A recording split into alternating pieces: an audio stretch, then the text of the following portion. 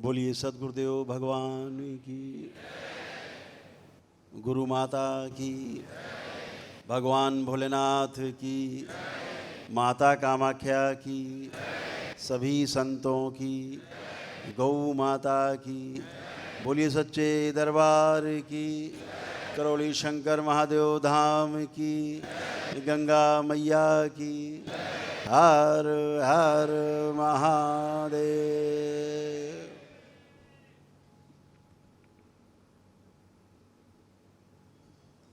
दरबार में आप सभी का बहुत बहुत बहुत स्वागत।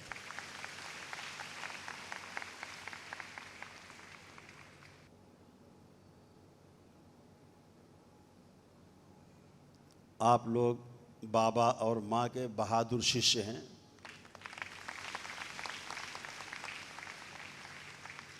छोटे छोटे बच्चे, महिलाएं, बुजुर्ग, नौजवानों के साथ नौजवानों की तरह सरसैया घाट से, कानपुर से गंगा जल लेकर के और करौली शंकर महादेव धाम पद यात्रा पैदल चल के आए।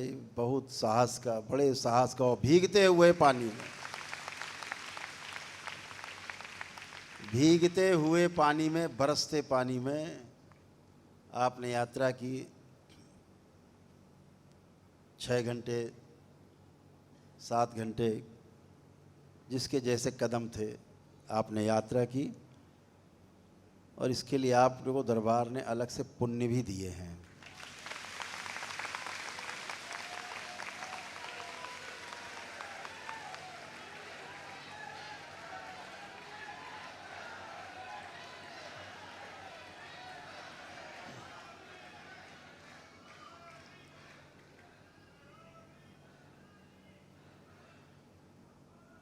दरबार समय समय पे किसी न किसी बहाने से आप में पुण्य बांटता ही रहता है।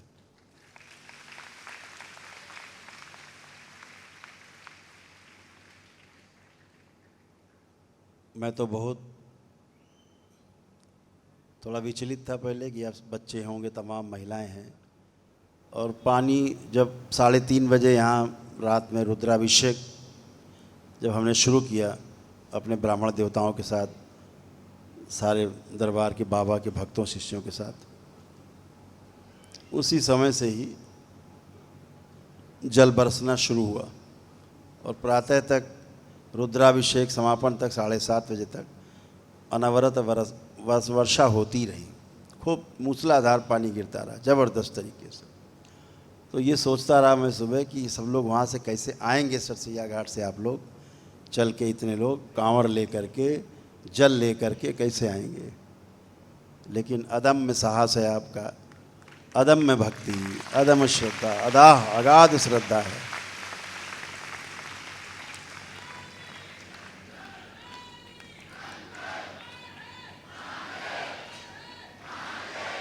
इसके लिए हमारे जो प्रदेश के, उत्तर प्रदेश के अध्यक्ष हैं सुबोध चोपड़ा जी, और छत्तीसगढ़ से विवेक रमन जी, और भी तमाम साथी, सब उनके पूरी टीम शंकर सेना की एक पैर पे खड़ी रही आपकी सेवा के लिए, आपके साथ साथ। इन सब के दिशा निर्देशन में आप लोग यहाँ आए। मुझे लग रहा था कि अगर हम आह्वान करेंगे तो थोड़ा ज़्यादा हो जाएगा, तो ये आप लोगों का स्वयं का आयोजन था जिस पर आप चल के यहाँ तक पहुँचे। कोई दरबार की ऐसी कोई बड़ी योजना नहीं थी। दरबार आह्वान करता तो फिर बहुत बड़ा आयोजन होता है। और हम प्रशासन को भी बहुत धन्यवाद देंगे, बहुत बहुत धन्यवाद देंगे अपने ज़िले के प्रशासन को, पुलिस प्रशासन को, क्योंकि ये कांवड़ यात्रा काफ़ी संवेदनशील क्षेत्रों से गुजर के आई। लेकिन आप चूँकि बहुत अनुशासित हैं, इसलिए कोई समस्या होनी भी नहीं है।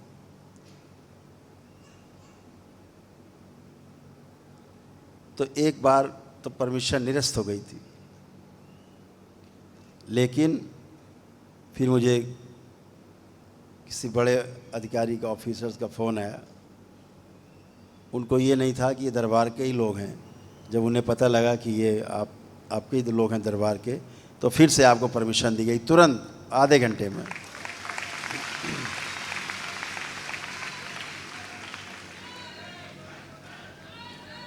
आपकी इतनी सुंदर छाप है अनुशासन की,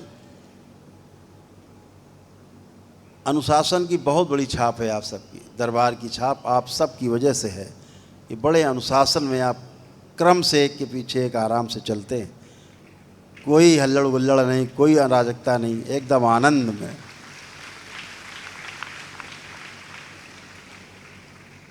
तो बहुत बहुत शुभकामनाएं आपको श्रावण मास की, इस सावन के महीने की। सावन का महीना हमें पूरे बाकी के 11 महीने शक्ति देता है।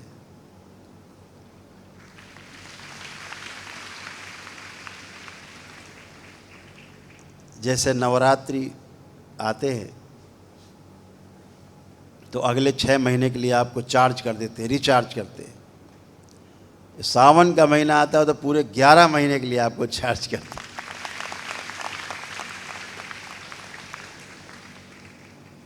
तो आपकी जो भोले की भक्ति है और भोले की जो शक्ति है, दोनों समाई हुई है, इसलिए आप में पूर्णता का आभास है। और उस पूर्णता तक पहुंचने के लिए हम इस संपूर्णता में अनुशासन के साथ गति करते हैं तो हम पूर्णता तक पहुंच पाते हैं। दूसरे शब्दों में कहा जाए कि अभी हम गठनशील हैं और गठन पूर्णता के लिए हम सक्रिय रहते हैं। तो गठन पूर्णता के अर्थ में हम गठनशील बने हुए हैं, हम प्रयास करते हैं, हम क्रियाशील हैं और क्रिया पूर्णता के लिए सक्रिय रहते हैं। तो आप सभी जितना प्रेम करते हैं बाबा और माँ से, शायद ही कोई करता होगा जितना आप प्रेम करते हैं। और बाबा माँ का भी प्रेम आप पे लुटता ही रहता, वो तो लुटाते ही रहते हैं आप पे प्रेम। अभी देश के कई बड़े शहरों में, सभी जगह, छोटे छोटे गांव में भी लोगों ने आज के दिन तमाम आयोजन किए। आज 4 अगस्त को पुणे में भी हुआ कार्यक्रम, गुजरात में भी हो रहा था, बेंगलोर में भी, और मुंबई में हुआ। ऐसे तमाम शहरों में तमाम सब लाइव कार्यक्रम चल रहे थे। तो हम थोड़ा व्यस्त थे दरबार में, आप लोगों से मिलने में व्यस्त थे।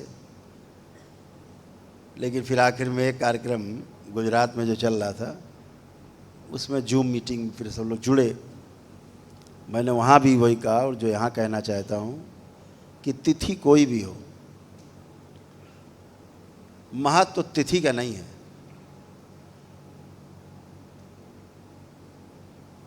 इस सावन ये जो तिथि है एक माह की, इसका कोई महत्व नहीं है।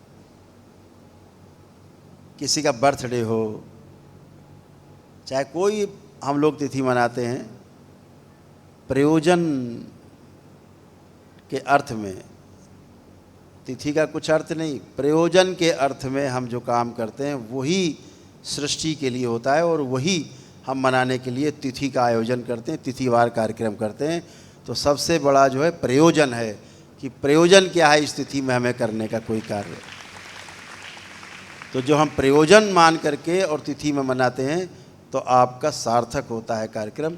अगर आपके पास कोई प्रयोजन नहीं है, केवल आपने अगरबत्ती जलाई, धूप बत्ती जलाई, दीपक जलाए, टीका लगाए एक दूसरे को, माला पहना दी, काम खत्म हो गया, इसका कोई अर्थ नहीं है, इसका कोई अर्थ नहीं होता। प्रयोजन के साथ तिथि हो। हमारे महापुरुषों ने प्रयोजन के साथ तिथियों की घोषणा कर रखी पहले से। हर तिथि के साथ एक प्रयोजन है, हर दिन के साथ एक प्रयोजन है, हर क्षण के साथ एक प्रयोजन जुड़ा हुआ है। अगर इस धरती पे घास का तिनका पैदा हो रहा है तो उसके पीछे उसका प्रयोजन है। अगर इस धरती पे अमृत पैदा करने वाले पौधे हैं तो जहर देने वाले पौधे भी हैं जिनके अंदर भीषण जहर है, उसका जरा सा फल चख ले तो मर जाए आदमी, वो भी प्रयोजन के अर्थ में है, वो भी मानवता के लिए है। मानवता के विरुद्ध जहर भी नहीं पैदा होता धरती पे। मानवीय व्यवस्था है ये पूरी सृष्टि के लिए है। हर चीज़ एक दूसरे के सहयोग में है, कोई चीज़ एक दूसरे का विरोध नहीं करती। पूरी सृष्टि में सब एक दूसरे का सहयोग करती हैं, सब कुछ सह अस्तित्व में है, हर चीज़ एक दूसरे का सहयोग करता है। तो प्रयोजन के साथ में अगर ये जन्मदिन आप लोग मना रहे हैं हमारा, तो उसके पीछे प्रयोजन जोड़ लीजिए तो आज की तिथि का महत्व बढ़ जाएगा। तो हम सब यहाँ संकल्प लेके जाएं, अपने हृदय में संकल्प करें बाबा माँ से कि हम अपने जीवन काल में 100 पौधे जरूर लगाएंगे। अपने पूरे ज़िंदगी में 100 पौधे तो लगाएंगे ही लगाएंगे। वो पौधा चाहे जहाँ लगाए हम धरती पे, वो हमारे लिए होगा, वो सबके लिए होगा। ये सबकी संपत्ति है, ये सबके लिए है। प्रकृति सबकी है, सबके लिए, हम भी प्रकृति हैं। अभी मनुष्य क्या करता है, अपने को प्रकृति से अलग मान के देखता है कि सारा पदार्थ जगत, सारा वनस्पति जगत, सारा जीव जगत, सब पशु पक्षी जीव जगत, ये सब हमारे लिए हैं।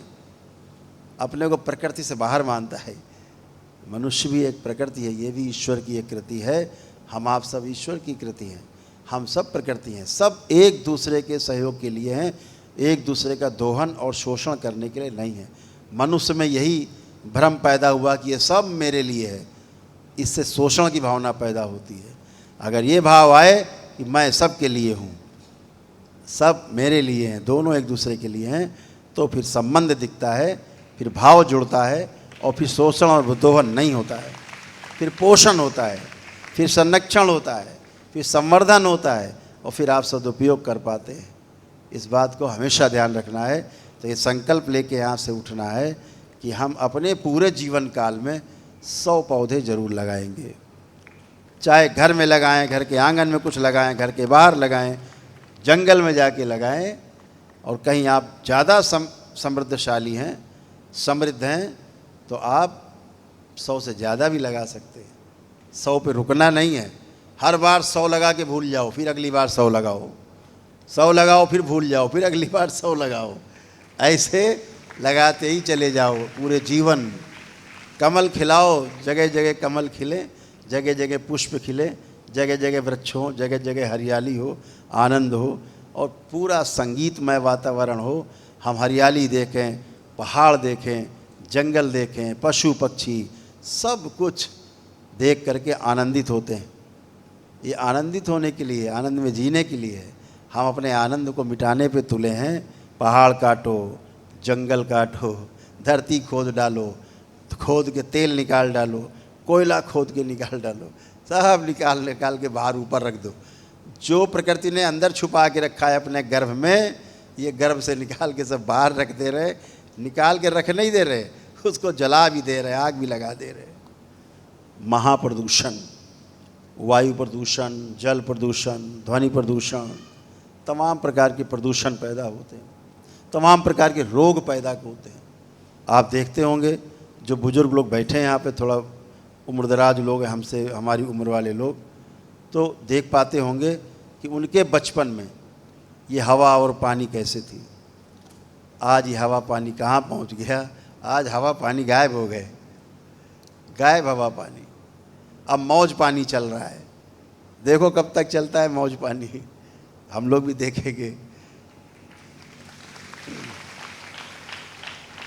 तो पौधों को संरक्षण देना है जहाँ तक दे सकें। कोई काटने की कोशिश करे तो उसको बचाना है।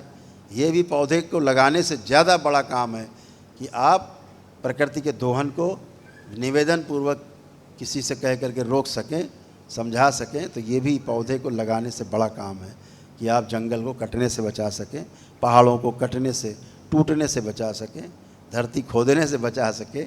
ये आप कर पाएँ तो इससे छोटा काम नहीं, बहुत बड़ा काम है। तो प्रकृति के संरक्षण में हम सबको रहना चाहिए और ध्यान देना चाहिए कि हम एक पेड़ काटते हैं तो पूरे धरती की जितनी भी मानव जाति है, जितने जीव जगत हैं, जितना भी पूरा संसार बसा हुआ है, इस सब का पेड़ कटता है। सबकी प्राण ऊर्जा में कटौती होती है। सबके ऊपर फर्क पड़ता है, ध्यान रखो। सोचते एक पेड़ काटने से क्या होगा, अरे आप एक पेड़ लगाते हो उससे पूरी सृष्टि का पालन होने लगता है, पता है आपको? एक पेड़ लगा देने से, एक पौधा लगा देने से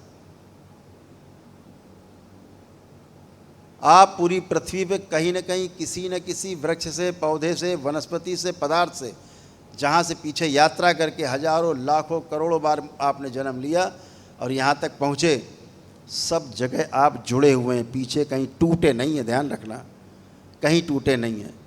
और जिस पेड़ पौधे से आप जुड़ के आए हैं, जिस पेड़ पौधे का जन्म लेकर के आप आगे बढ़ के आए हैं, वहीं से आपको प्राण ऊर्जा मिलती है। जब वो पेड़ कटता है तो आपकी प्राण ऊर्जा में कमी आती है, और जब आप उससे संबंधित पेड़ पौधे लगाते हो आपकी प्राण ऊर्जा में बढ़ोतरी होती है। जिस पेड़ को आप लगा दोगे, जब आपकी श्वासें कम होने लगेंगी, वो पौधा आपसे सूक्ष्म रूप से जुड़ा रहता है और वो आपको श्वासें देता है, आपको प्राण ऊर्जा देता है, आपके जीवन की रक्षा करता है। ये आपको पता ही नहीं होता है। वो डॉक्टर साहब जो सिलेंडर वाली लगाते हैं ऑक्सीजन, उससे फ़र्क नहीं पड़ता है। वो झूठ मूठ का लगा रहता है दिखाने के लिए, मीटर में कुछ और बताता है, अंदर कुछ और होता है। हम लोग देखते हैं कि ऑक्सीजन पीछे अंदर रह गई 40, वो बताता रहता है 70, और हरियर हो जाता है कुछ देर बाद। तो वो केवल सपोर्ट है, नकली। असली सपोर्ट वो है जब आप पेड़ पौधे लगाते हो, उनकी जड़ों से जुड़ते हो, और जुड़ते हो तो उसकी प्राण ऊर्जा आपको प्राप्त होती रहती है। ये सूक्ष्म जगत में है, आपको नहीं पता, हम आपको बताना चाहते हैं। जो पेड़ पौधे आपके हमारे हर घर में तुलसी लगी रहती थी, होती थी तुलसी, हर घर में तुलसी, आंगन में। गाना भी आ गया था, मैं तुलसी तेरे आंगन की, गाना भी आया था। तो कुछ तो प्रेरणा ले लें। तुलसी पूर्व से पश्चिम और पश्चिम उत्तर से दक्षिण सब जगह सर्वमान्य है, हर घर में तुलसी। किसी भाषा को बोलने वाला हो, किसी भूभाग पे रहता हो भारतवर्ष में, किसी पूजा पद्धति को मानता हो, लेकिन तुलसी उसके घर के आंगन में होती थी। सर्वमान्य पौधा तुलसी। सर्वमान्य पशु गाय, गौ मैया, गाय मैया, गौ माता, सब जगह, कश्मीर से कन्याकुमारी तक। क्यों? अनुभव के आधार पे हमारे महापुरुषों ने इनको हमारे जीवन से जोड़ा है। अब कुत्ता पाल लेता है आदमी, गैया ना पाल के कुत्ता पालता है। कुत्ता तुम्हारी सांसें और खाता है, और कुत्ता बेचारा अब क्या करे, वो भी आदमी की तरह हो गया, बिल्कुल आदमी की तरह बन गया, या आदमी की तरह, या आदमी बन गया उसकी तरह।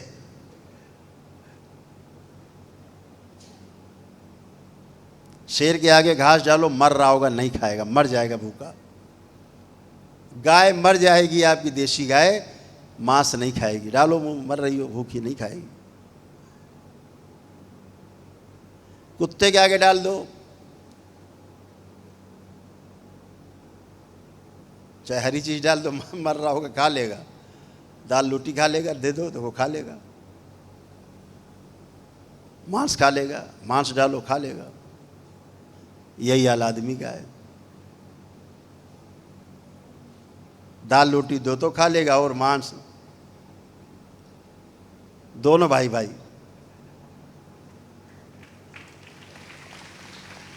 तो एक साथ ज्यादा रहे ना तो आदत पड़ गई एक साथ जैसा खाने की। संगत का असर होता ही है, पता ही है आपको। तो गाय पाले तो कुछ मिलता भी है उससे। गाय आपके प्राणों की रक्षा करती, पता आपको? गाय जब आपके से भाव से जुड़ती है तो आपको प्राण ऊर्जा, अपने प्राण आप में फेंकती है, अपने प्राण उलीचती है आपकी तरफ। घर में कोई मर रहा होगा, कष्ट में होगा, तो गाय जो आपने पाल रखी होगी, देशी गाय, वो अपनी श्वासें आपको देती है उधार में। वो मर जाएगी लेकिन आपको जिंदा रखने की कोशिश करेगी। ये गाय का काम है। ये गौ इसे माता ऐसे नहीं कहा गया। किसी पशु को कोई माता पिता नहीं कह देता, माता ऐसे नहीं कहा गया। माँ कहने के पीछे तमाम अर्थ हैं। माँ का मतलब ही होता है ममत्व जिसमें भरा हुआ है। पिता का अर्थ होता है जिसमें वात्सल्य भरा हुआ है, गाइडेंस देने वाला पिता, केयर करने वाली माँ, ममता से केयर होती है। तो आप इसको जब समझेंगे कि माँ क्यों कहा गया, गंगा को मैया क्यों कहा गया, क्यों जयकारे लगाते हो, क्यों गंगा मैया का जल ला करके और शिव जी के सिर पर चढ़ाते हो, काहे के लिए चढ़ाते हो, काहे शिव जी ने गंगा मैया को धारण कर रखा ऊपर, माँ क्यों कहते हैं उसको, हमारा पालन करती, पोषण। गंगा चाहे आपसे 5000 किलोमीटर दूर बह रही हो, फिर भी गंगा आपसे जुड़ी रहती है। जो भारत की पवित्र नदियां हैं, बह रही हैं, ये सब आपसे जुड़ी रहती हैं। और जब उनको हम छेड़ते हैं, जब उनको हम प्रदूषित करते हैं, तो उनको नहीं, अपने रक्त को प्रदूषित करते हैं। इसलिए हमेशा ध्यान रखना है कि हमें प्रदूषण से बचना है, हमें उनको दूषित करने से बचना है।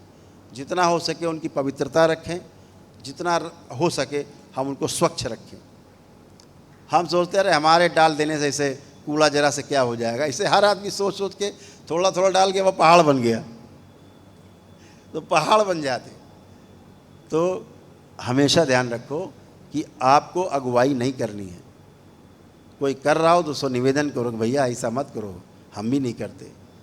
तो ये छोटी छोटी बातें जीवन में धारण करने से आपकी अगली पीढ़ी जो है वो भी उसको अपनाती है, फिर उसे बताना नहीं पड़ता। आपका आचरण आपकी आने वाली पीढ़ी में, अगली पीढ़ी में, बच्चों में अपने आप स्थानांतरित हो जाता है, आपको कुछ नहीं बताना पड़ता। हमारे पास जब बहुत लोग आते पूछते, कहते हमारा लड़का बर्बाद हो गया, ये हो गया, ऐसा करता है, वैसा करता, तो हम उससे मजाक में पूछ लेते, कह देते हैं कि ये तुम्हारा आईना है, जो तुम करते थे वो ये कर रहा है, बाहर से नहीं लाया है कुछ, पहले तुम्हारे से लिया इसने।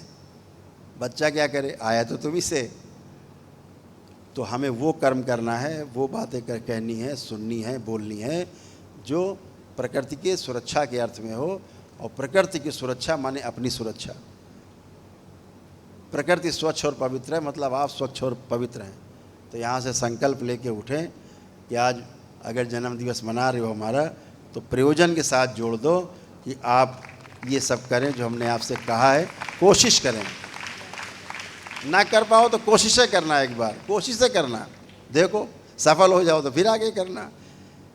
दिल से एक पौधा लगा के देखो, उसको उखाड़ना तो दूर, किसी को उखाड़ने भी नहीं दोगे, आपको प्रेम हो जाएगा उससे।